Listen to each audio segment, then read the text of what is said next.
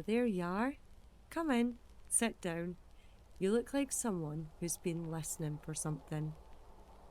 Welcome back to the Wee Dark Library, where old stories linger and some of them arrive before they're invited.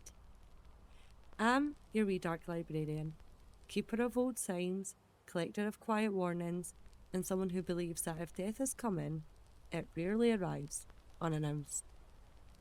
Tonight we're not talking about death itself, we're talking about what comes before.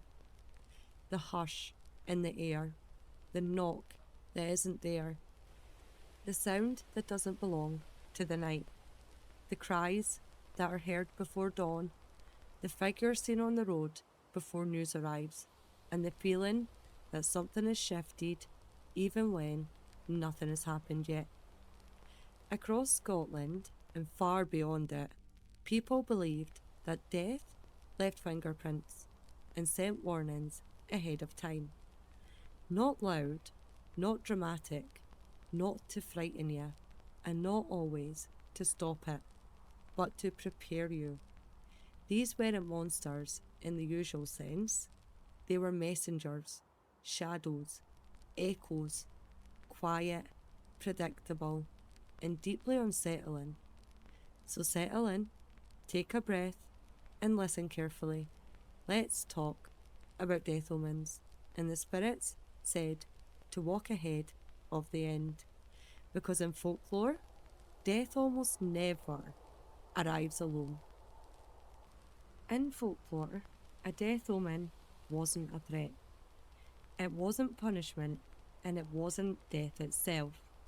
It was the approach, a signal, a shift, something out of place. In Scottish belief, death wasn't sudden or random. It was accompanied by cries, by footsteps, by shadows, by figures seen where they shouldn't be. A death omen was the moment people realised the boundary had thinned, just enough for something to pass through. These signs weren't loud, they weren't dramatic, but they were consistent. And once you noticed them, you didn't ignore them again, because the most unsettling omens weren't strange, they were familiar. The most famous death omen in Scottish and Irish tradition is the Banshee. Of all death omens, none is more famous or more misunderstood than the Banshee is. Not the screaming monster of horror films, but a watcher, a mourner, a voice that arrives before grief does. In Scotland, she appears as the Bean Nighe, or the Banshee, a woman bound to certain families, not a wandering monster. She doesn't cause death, she announces it. There's an old Highland story of a woman woken in the night by crying outside her home. Not screaming, not howling, weeping. She looked out the window and saw a woman by the river, washing clothes. Long hair hanging down her back, her face hidden. The crying wasn't loud, it was tired. The next morning, word came that her brother had died suddenly, far from home. Later, she realised that the clothes in the river were his. The Banshee didn't chase, she didn't threaten, she mourned, because that was her role. Not terror, remembrance. Another story tells of a family living near the edge of the hills. Night after night, they heard crying. Not close, not far, always just beyond the trees. Low, rhythmic, grief before the grief had happened. They searched, neighbours searched, no one was ever found. Then one night, the crying moved closer, right outside the house, and by morning, the oldest man in the family was dead. In some versions, the Banshee was seen, not monstrous, not terrifying. A woman in pale clothing, hair loose, standing near water or stone, weeping for someone not yet gone. She didn't attack. She didn't curse. She just mourned. Because the belief wasn't that she caused death. It was that she knew it was coming. The Banshee wasn't about fear or punishment. She was about inevitability. She was continuity. In clans where families lived and died on the same land for generations, death wasn't private. It belonged to everyone. The Banshee ensured that no one died unnoticed. Her cry wasn't danger, it was acknowledgement.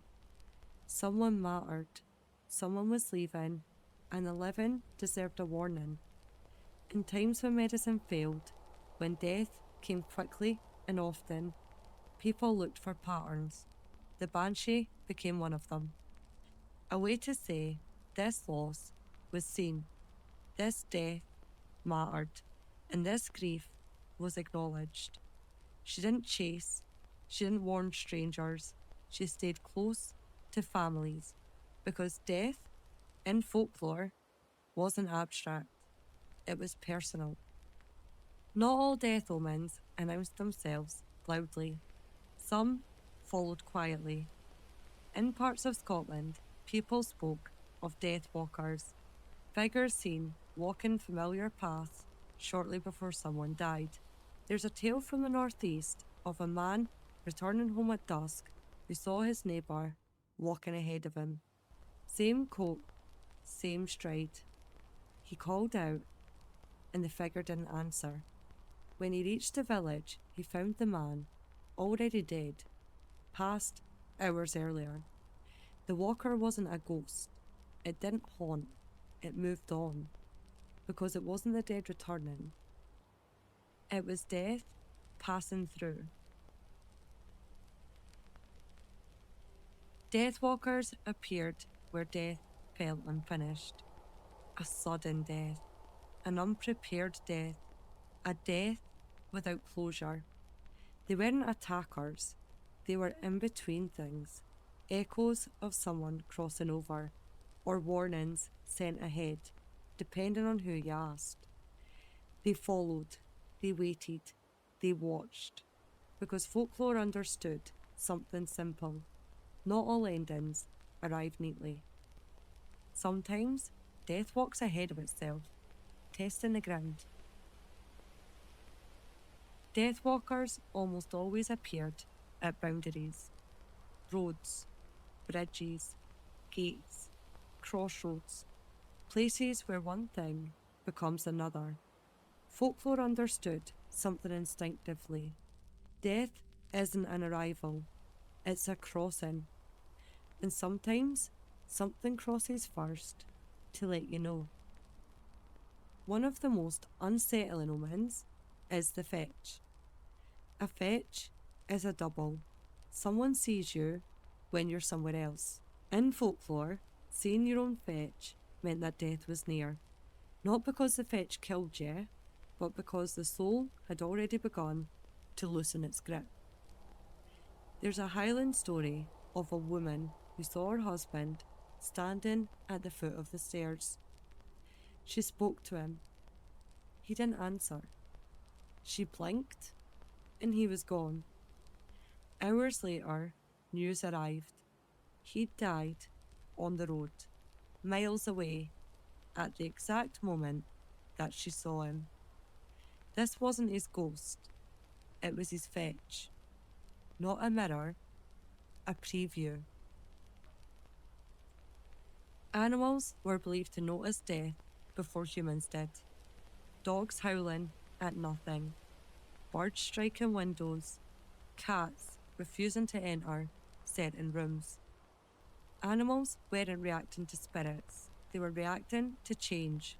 A shift in the house, a thinning boundary. That's why birds at windows were feared. They weren't visitors, they were warnings. In some regions, people spoke of corpse candles, small lights drifting along, roads, or rivers. They appeared before funerals, before deaths. A light would travel the exact route that a coffin would later take. Not guiding the dead, practicing. There were smaller signs too, a knock at the door that no one answered. 3 taps, slow, deliberate. People believed that if you answered, someone inside the house would die. So they waited, lights off, breath held, and by morning, if the knock had come, the news followed. Dreams were taken seriously. Clear water turning dark, teeth falling out, someone calling your name from far away. These weren't metaphors, they were messages. People believed the sleeping mind crossed borders the waking mind couldn't, and sometimes it saw what was coming. These stories weren't about superstition, they were about structure.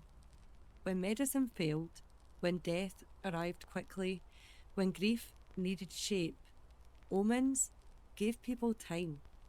Time to brace, time to prepare, time to say goodbye, even if they didn't know they were doing it. Belief didn't stop grief, but it softened the shock. Death omens weren't about fear, they were about gentleness, the idea that no one should leave this world without notice, that the living deserved a warning, and that death, however cruel, didn't arrive without knocking. People didn't fight death omens, they prepared. Salt at the threshold, candles lit, voices lowered, names left unspoken, not to stop what was coming, but to meet it properly, because dignity mattered, and in folklore, acknowledging death was part of surviving it. So, if there's one thing to remember tonight, it's this. In folklore, death was rarely silent. It crept, it echoed, it left signs behind, not to scare, but to warn. Thank you for spending time with me in the Wee Dark Library. Next time, we'll step into the night itself and look at the figures that people believed sat on the chest, stole the breath, and visited when the body couldn't move. Until then, trust your instincts, notice patterns, and if you wake in the dark, unable to move, try not to panic. Good night.